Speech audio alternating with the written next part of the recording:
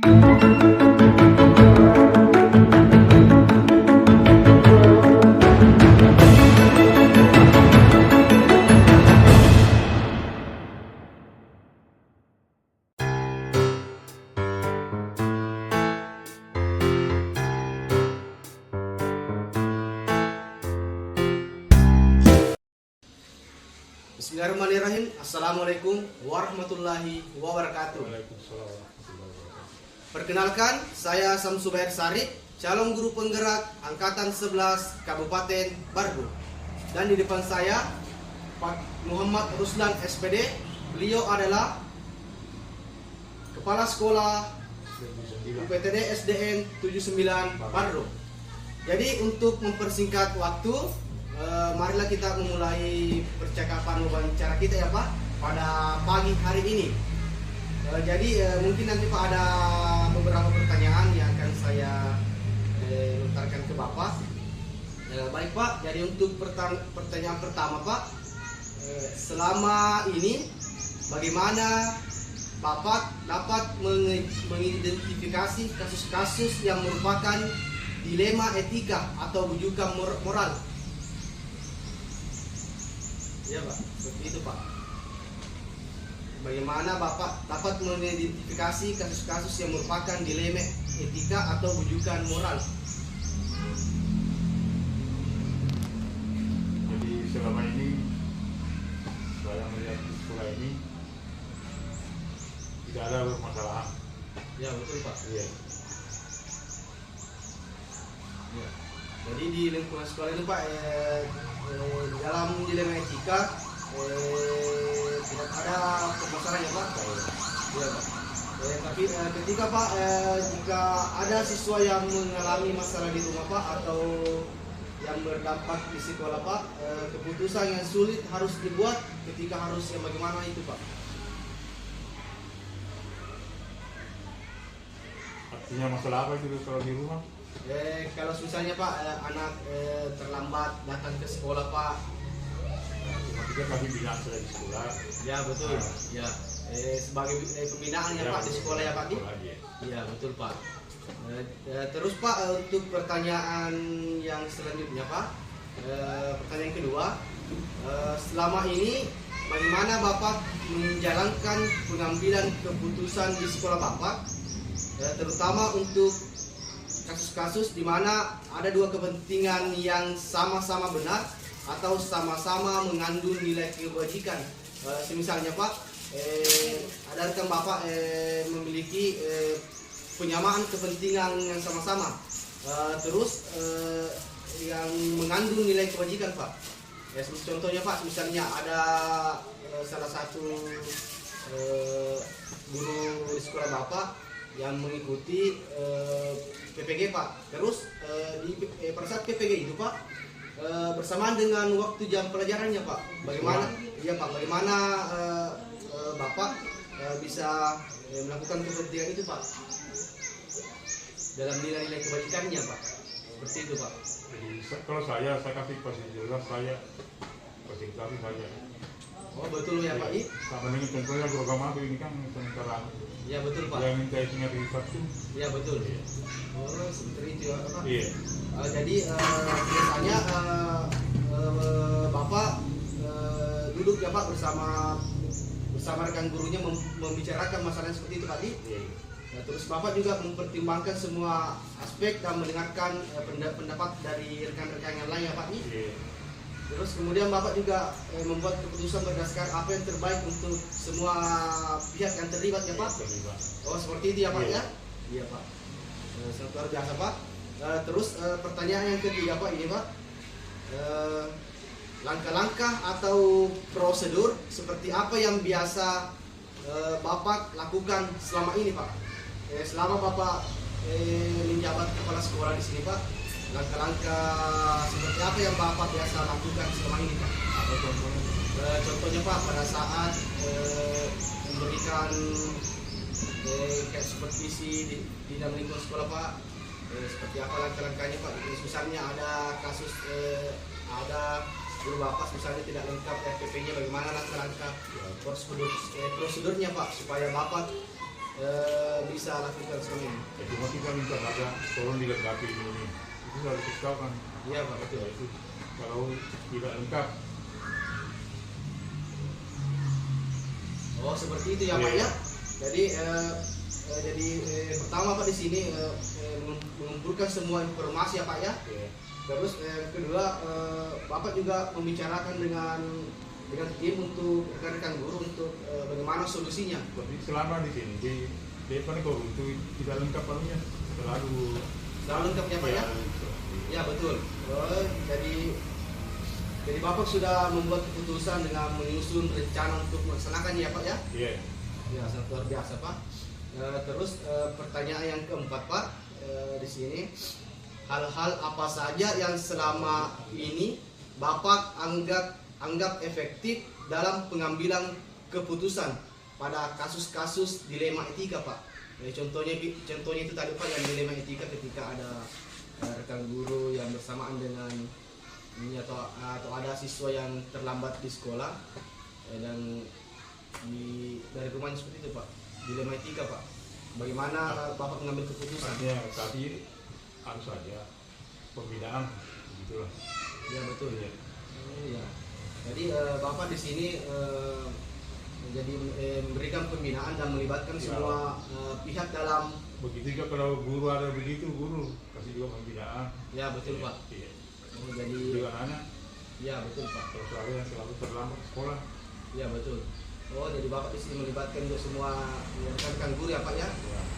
Terus Bapak juga memastikan semua orang tahu apa yang terjadi dan membuat keputusan yang jelas dan adil. Iya. Keterbukaan dan komunikasi yang baik sangat membantu ya Pak ya. Iya. Bersama dengan rekan-rekan guru ya Pak. Setiap keputusan yang Bapak ambil semuanya kesepakatan dari rekan-rekan guru ya Pak. Iya. Ya sangat luar biasa Pak. Terus pertanyaan yang kelima Pak, hal-hal apa saja yang selama ini merupakan tantangan dalam pengambilan keputusan pada kasus-kasus dilema etika? Tantangannya Pak, apakah ada tantangan yang Bapak hadapi jika mengambil keputusan Pak pada kasus-kasus dilema etika Pak? Contohnya apa yang ditelepon? Contohnya itu Pak, contohnya seperti misalnya apakah ada tekanan dari berbagai pihak? Apakah ada tekanan dari orang tua siswa Pak? Seperti itu Pak. Kalau selama ini tidak pernah ada tekanan. Oh jadi selama ini tidak ada tekanan ya Pak? Iya. Terus ada kesulitan Pak selama ini pada saat mengambil keputusan gitu Pak? Tidak pernah juga. Oh jadi selama ini tidak ada kesulitan Iya. ya Pak ya? Iya. Terus dan Bapak juga bisa membuat keputusan yang tepat ketika ada banyak faktor yang dipertimbangkan ya Pak ya. Ketika kita mau mengambil keputusan harus bersama dengan rekan guru. Ya mesti kita bicarakan dulu dengan guru. Ya betul. Iya. Supaya ada pertimbangannya. Ya betul Pak. Iya. Sangat luar biasa sekali Pak. Iya. Jadi ketika kita mengambil keputusan Pak, kita bersama dengan rekan-rekan guru membicarakannya. Bicarakan ini. Bagaimana kan solusi itu Ya. bisa tergali ya Pak ya? Tergali. Ya betul Pak. Terus pertanyaan selanjutnya Pak, apakah Bapak memiliki sebuah jadwal tertentu dalam sebuah penyelesaian kasus dilema etika? Apakah Bapak langsung menyelesaikan di tempat atau memiliki sebuah jadwal untuk menyelesaikannya? Atau bentuk prosedur seperti apa yang akan Bapak jalankan? Ya kalau bisa langsung diselesaikan di tempat, jangan bikin jadwal apa. Ya betul. Iya. Oh, seperti itu ya Pak. Jadi ketika ada kasus dilema etika Pak Iya. yang dihadapi dalam lingkungan sekolah, pada hari itu Ya. langsung diselesaikan ya Pak ya. Iya. Terus di sini juga Bapak tidak melakukan penjadwalan ya Pak ya. Ya. Jadi langsung diselesaikan. Langsung. Ya sangat luar biasa Pak. Dan Bapak juga sudah berusaha untuk menyelesaikan masalah secepat mungkin ya Pak. Iya, iya. Dan Bapak juga telah membuat rencana tindakan dan memberikan waktu yang setiap langkah agar semuanya berjalan lancar ya Pak ya. Iya. Sangat luar biasa Pak. Jadi ketika ada kasus di dalam lingkungan sekolah dan secepat itu juga harus diselesaikan pada hari itu Iya. juga Pak ya. Dan tidak perlu bila membuat jadwal ya Pak. Ya kalau misalnya ada tapi selama saya di sini belum ada kasus-kasus ini. Iya, belum ada kasus-kasus Iya. dilema etika ya Pak ya? Iya. Iya Pak, betul. Terus Pak, pertanyaan selanjutnya Pak, adakah seseorang atau faktor-faktor apa yang selama ini mempermudah atau membantu Bapak dalam pengambilan keputusan dalam kasus-kasus dilema etika Pak? Contohnya itu Pak, adakah yang membantu Bapak yang selama ini untuk mempermudah dalam mengambil keputusan dalam kasus dilema etika Pak? Misalnya adakah rekan guru yang membantu Bapak untuk menyelesaikan kasus-kasus seperti itu Pak? Iya ada. Iya betul Pak. Contohnya saya panggil profesor. Oh, contohnya dari rekan guru ya Pak ya? Iya. Oh betul sekali Pak. Bicarakan bagaimana ini selanjutnya. Iya betul sekali Pak. Oh jadi ketika ada masalah kita dibantu dari rekan-rekan guru yang lain ya Pak ya? Pasti saya kasih tahu teman-teman kalau ada permasalahan. Ya betul Pak. Iya. Seperti itu ya Pak ya? Sangat luar biasa sekali Pak yang telah Bapak lakukan di sekolah ini. Iya. Terus Pak, pertanyaan yang ke-8 ini Pak, dari semua hal yang telah disampaikan, pembelajaran apa yang dapat Bapak petik dari pengalaman Bapak mengambil keputusan dilema etika? Contohnya itu Pak, adakah pengalaman Bapak selama di lingkungan sekolah ini ketika mengambil keputusan dalam dilema etika? Contohnya pengalaman apa juga? Contohnya Pak, contohnya komunikasi yang terbuka dan mendengarkan semua pendapat rekan guru lain. Iya. Iya Pak, seperti itu Pak. Iya. Oh jadi pengalaman Bapak ketika mengambil keputusan dilema etika Pak, ya Pak. Jadi pada saat berkomunikasi yang terbuka dan mendengarkan semua pendapat rekan-rekan guru yang lain ya Pak ya. Iya. Dan Bapak juga di sini fleksibel dan siap menyesuaikan keputusan berdasarkan situasi yang ada agar keputusan yang diambil tetap adil dan bermanfaat bagi semua rekan-rekan guru di lingkungan sekolah ini Pak ya. Iya. Jadi seperti itu ya Pak, Iya. pengambilan Bapak selama Bapak di sekolah di sini Pak ya. Iya. Sangat luar biasa Pak yang disampaikan oleh Bapak. Dan saya rasa Pak cukup penyampaian dari saya dan saya ucapkan terima kasih banyak Pak atas segala waktunya pada pagi hari ini. Terima kasih banyak Pak. Saya ucapkan Assalamualaikum warahmatullahi wabarakatuh. Waalaikumsalam. Ya, terima kasih Pak.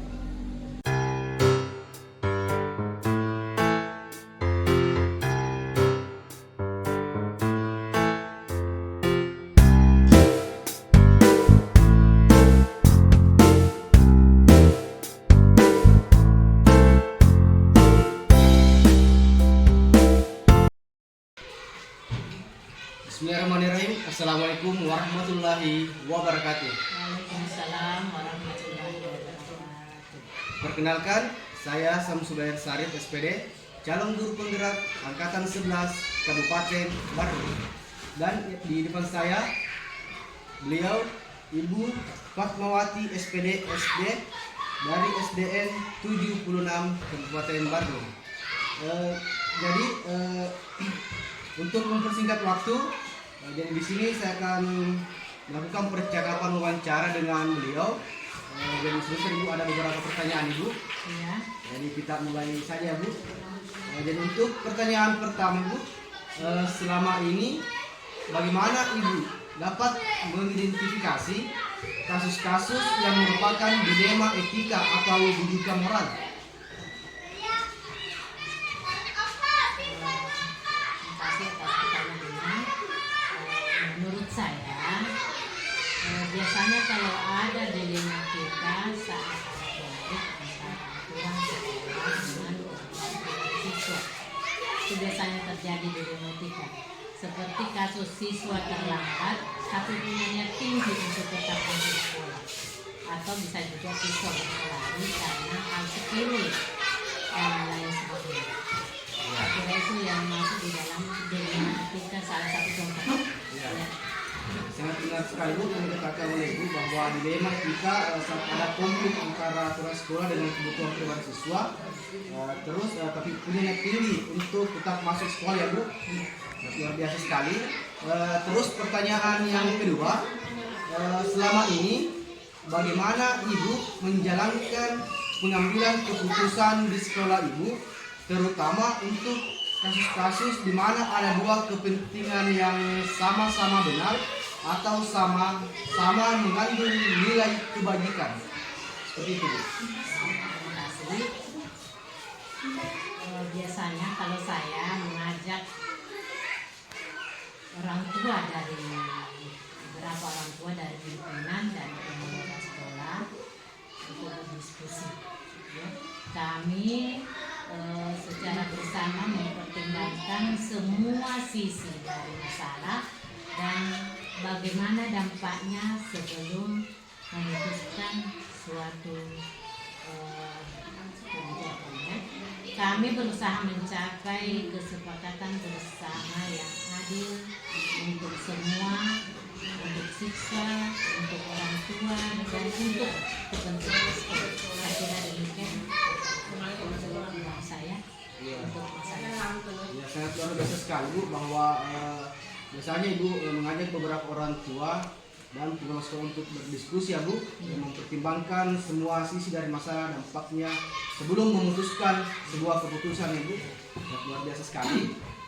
Terus pertanyaan selanjutnya Ibu, langkah-langkah atau prosedur seperti apa yang biasa Ibu lakukan selama ini?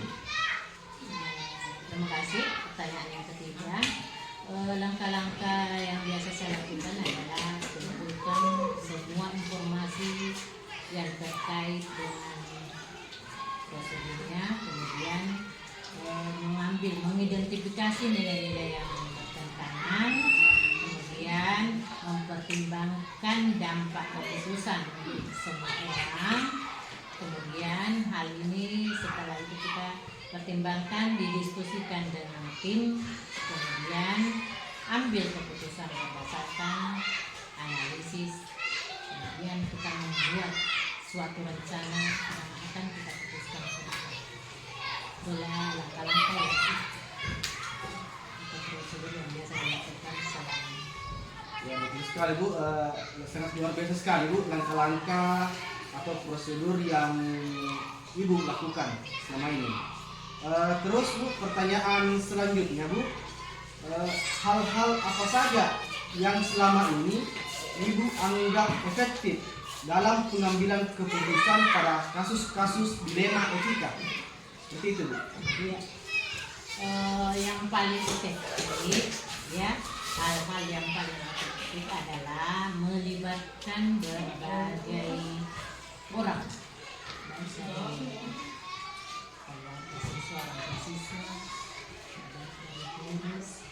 ya, dalam proses mengambil keputusan. Terutama rekan guru yang ada di sekolah kami ini berkomunikasi dengan jelas, kemudian secara terbuka dalam mengambil keputusan.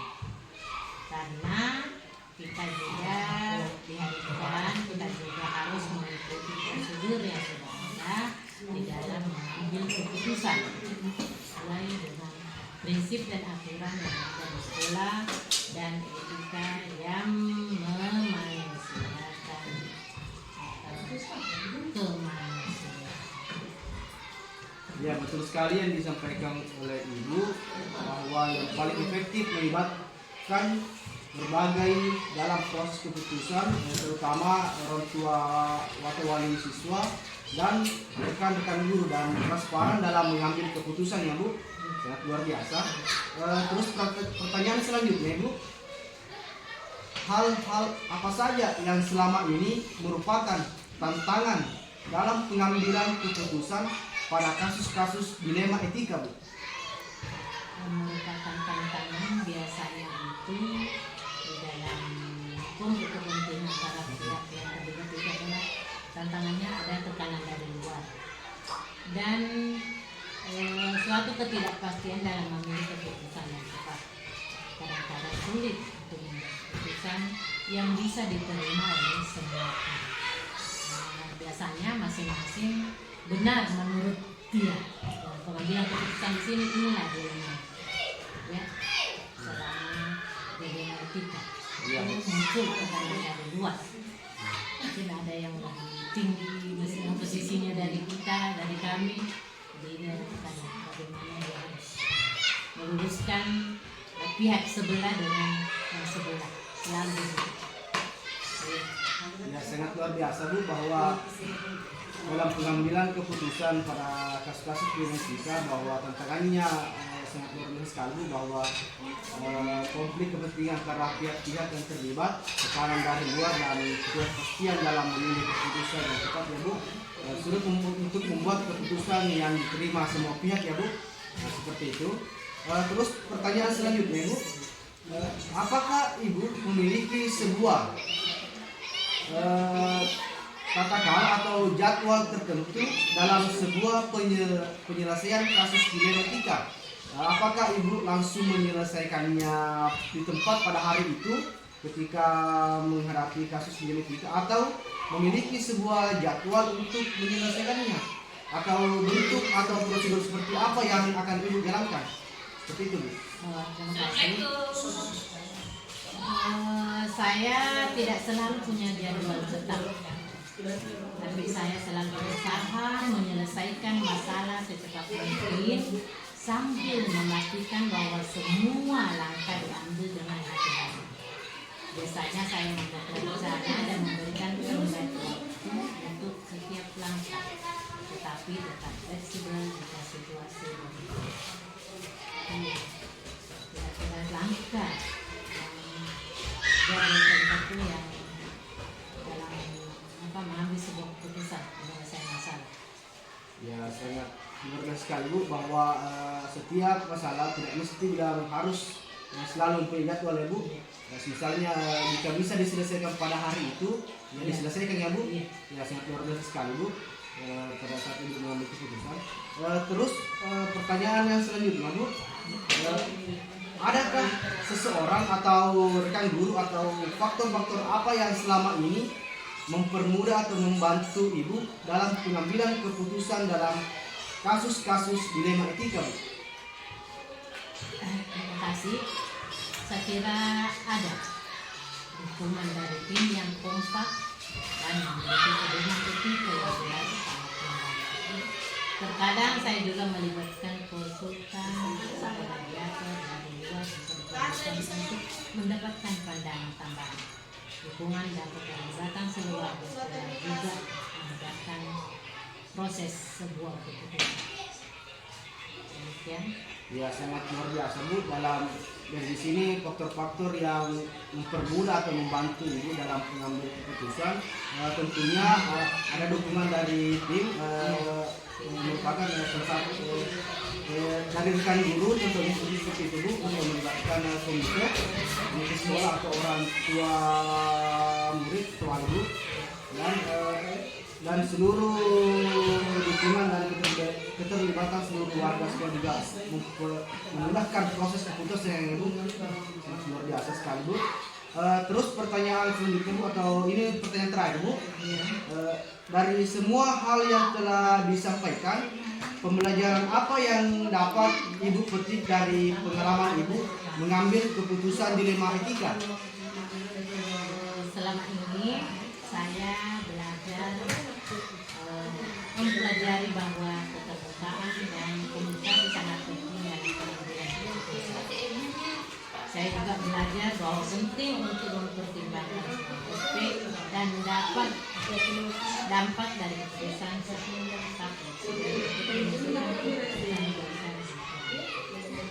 Ya, sangat luar biasa sekali Bu. Pembelajaran dan pengalaman Ibu dalam pengambilan keputusan dilema etika, bahwa keterbukaan dan komunikasi sangat penting dalam pengambilan keputusan Ibu. Dan Ibu juga belajar bahwa penting untuk mempertimbangkan semua aspek dan dampak dari keputusan serta fleksibel untuk menyesuaikan keputusan yang jika diperlukan Bu. Ya, sangat luar biasa sekali Bu. Ya, betul sekali yang disampaikan oleh betul sekali yang telah disampaikan oleh Ibu dan tidak terasa Bu, percakapan kita selama ini sudah memenuhi, dan saya rasa cukup sampai hari ini ya Bu. Saya ucapkan sangat terima kasih banyak atas waktunya yang telah Ibu luangkan kepada saya. Sekali lagi terima kasih banyak Bu. Saya ucapkan Assalamualaikum warahmatullahi wabarakatuh. Waalaikumsalam warahmatullahi wabarakatuh.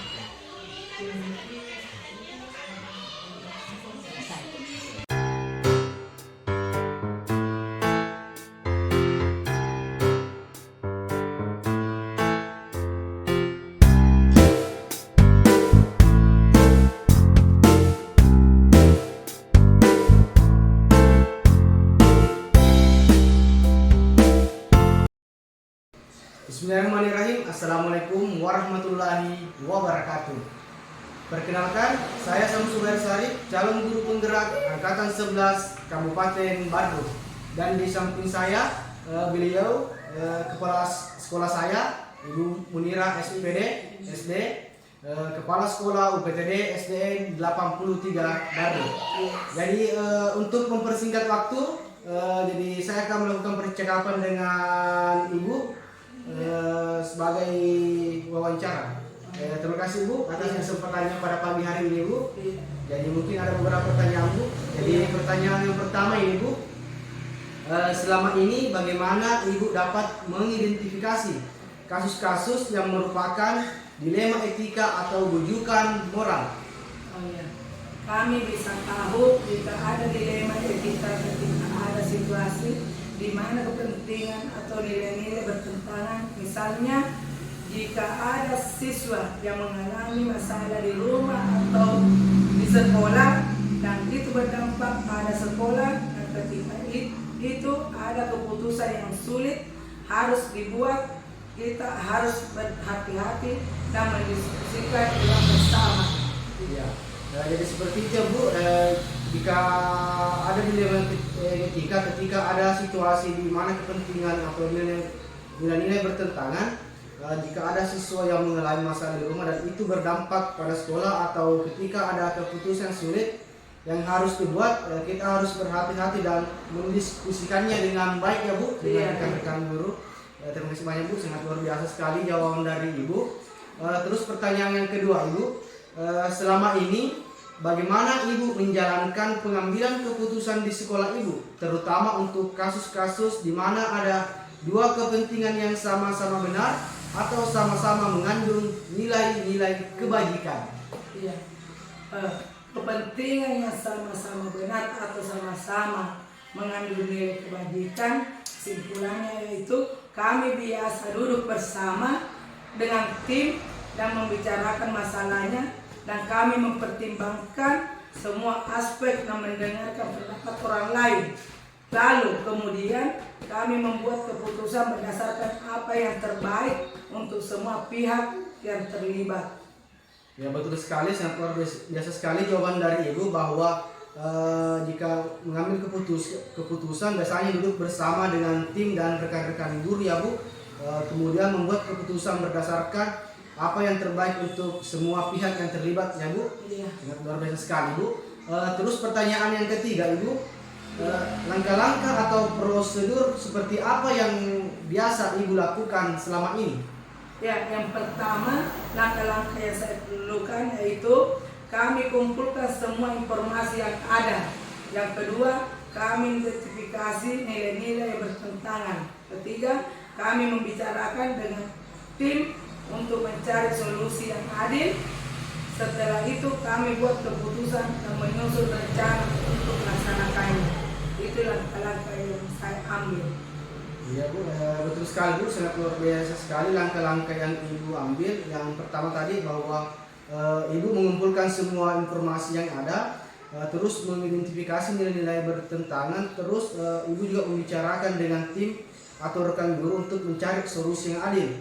Setelah itu Ibu juga membuat keputusan menyusun rencana untuk melaksanakannya. Sangat luar biasa sekali Bu. Terus pertanyaan selanjutnya Ibu, hal-hal apa saja yang selama ini Anda anggap efektif dalam pengambilan keputusan pada kasus-kasus dilema etika? Iya, hal-hal yang selama ini saya anggap efektif, yaitu melibatkan semua pihak dalam diskusi, memastikan semua orang yang tahu terjadi dan membuat keputusan yang jelas dan adil, keterbukaan dan komunikasi yang baik dan sangat membantu bagi kita. Ya, betul sekali yang disampaikan oleh Ibu, bahwa hal-hal yang selama ini yang dianggap efektif dalam pengambilan keputusan pada kasus-kasus dilema etika, bahwa melibatkan semua pihak dalam diskusi, ya Bu, memastikan semua orang tahu, dan keterbukaan dan komunikasi yang baik yang sangat membantu, ya Bu. Terus pertanyaan yang kelima, Ibu, Iya. hal-hal apa saja yang selama ini merupakan tantangan dalam pengambilan keputusan pada kasus-kasus dilema etika, Ibu? Ya, tantangannya termasuk menghadapi tekanan dari berbagai pihak, kesulitan memutuskan semua orang, dan membuat keputusan yang tepat ketika ada banyak faktor yang harus dipertimbangkan. Ya, betul sekali, Bu. Sangat luar biasa sekali bahwa tantangannya termasuk menghadapi tekanan dari berbagai pihak, kesulitan semua orang, dan membuat keputusan yang tepat. Luar biasa sekali, Bu. Terus pertanyaan selanjutnya, Bu. Pertanyaan yang keenam, apakah Ibu memiliki sebuah tata cara atau jadwal tertentu dalam sebuah penyelesaian kasus dilema etika? Apakah Ibu langsung menyelesaikan di tempat atau memiliki sebuah jadwal untuk menyelesaikannya? Bentuk atau prosedur seperti apa yang akan Ibu jalankan? Langkah yang perlu saya jalankan yaitu kami tidak punya jadwal tetap, tapi kami berusaha untuk menyelesaikan masalah secepat mungkin. Kami buat rencana cara tindakan dan memberikan waktu untuk setiap langkah agar semuanya berjalan dengan lancar. Ya, sangat luar biasa sekali, Bu, bahwa ketika ada masalah dan masalah itu langsung diselesaikan pada hari itu juga, ya Bu, dan membuat rencana tindakan dan memberikan waktu untuk setiap langkah agar semuanya berjalan lancar, ya Bu. Sangat luar biasa sekali, Bu. Terus pertanyaan selanjutnya, Ibu, adakah seseorang atau faktor-faktor apa yang selama ini mempermudah atau membantu Ibu dalam pengambilan keputusan dalam kasus-kasus dilema etika, Ibu? Iya. Faktor yang selama ini mempermudah atau membantu saya dalam pengambilan keputusan dalam kasus-kasus seperti dilema etika, yaitu dukungan dari tim sekolah, adanya pedoman yang jelas, dan bantuan dari konsultan kita perlu sangat membantu. Nah, dukungan dari pimpinan dan komunitas sekolah juga penting. Itu langkah-langkah yang saya ambil. Sangat luar biasa, Bu, langkah-langkah yang diambil, bahwa adanya pedoman yang jelas dan membantu konsultan jika perlu, dan membantu dukungan dari pimpinan dan komunikasi sekolah juga sangat penting, ya Bu. Sangat luar biasa. Terus pertanyaan yang terakhir, Bu, dari semua hal yang telah disampaikan, pembelajaran apa yang dapat Ibu petik dari pengalaman Ibu mengambil keputusan dilema etika? Ya. Saya belajar pentingnya komunikasi yang terbuka dan mendengarkan semua pendapat. Kita juga perlu fleksibel dan siap menyelesaikan keputusan berdasarkan situasi yang ada agar keputusan yang diambil tetap adil dan bermanfaat bagi semua orang. Ya, betul sekali, Bu, bahwa pentingnya komunikasi yang terbuka dan mendengarkan semua pendapat, ya Bu, dan perlu juga fleksibel dan siap menyesuaikan keputusan berdasarkan situasi yang ada agar keputusan yang diambil tetap adil, ya Bu. Benar sekali yang disampaikan oleh Ibu. Jadi tidak terasa, Bu, percakapan kita pada hari ini sudah sampai, dan saya akhiri, Bu. Saya ucapkan terima kasih banyak, Bu, atas waktunya. Assalamualaikum warahmatullahi wabarakatuh. Assalamualaikum warahmatullahi wabarakatuh. Ya, terima kasih banyak, Bu, atas waktunya, Bu.